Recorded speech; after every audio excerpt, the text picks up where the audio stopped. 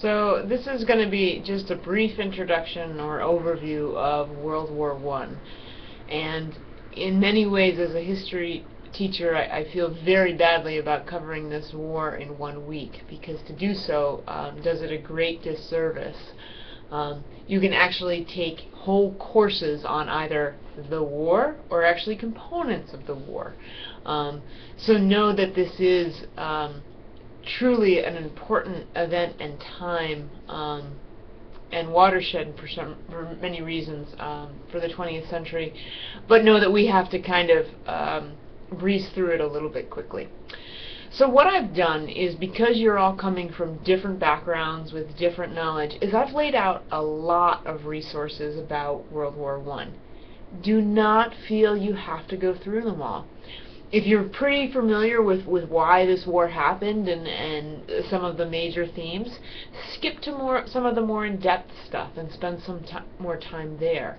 If you're not at all familiar with this war and you don't know some of the factors that led us into it, then you spend your time there in some of the more primary or kind of the more important in terms of understanding the beginning of the Great War, and don't worry about the in-depth stuff so much. So don't feel in this week or really any week that I expect you to be able to get through everything with the same amount of attention. Really spend the time where you need to be spending time, all right? But this is quite a war, and in many ways it is the signal of modernity, and it's almost a great act of globalization, because as we were able to globalize the impact and the effects of the Krakatoa explosion, now we're able to globalize war.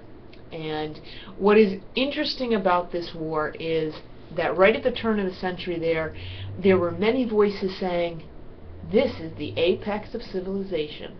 We have science, we have an enlightened worldview, we have civilization progressing, we have all of these wonderful things, the products of the Industrial Revolution. Wow, humanity is really at its peak. And what instead happens is that all of these things come together, but they slam right up against all the imperialism that we've been seeing, the buildup of the militaries, the rise of nationalism, almost a rabid nationalism, the competing imperial forces throughout the world. And instead, all of this progress just means that we are able to kill people more efficiently and more effectively in this great war. There's right in the front page of your Moodle is a poem that's linked, and it's called Things Fall Apart, and it was written around this time because this was seen as a great kind of uncrumbling of civilization. We were going, and then all of a sudden all we do is kill people in holes in the ground. But World War I, it's important to understand it, and not many people do. It kind of is often overshadowed by some of the other stories coming out of World War II.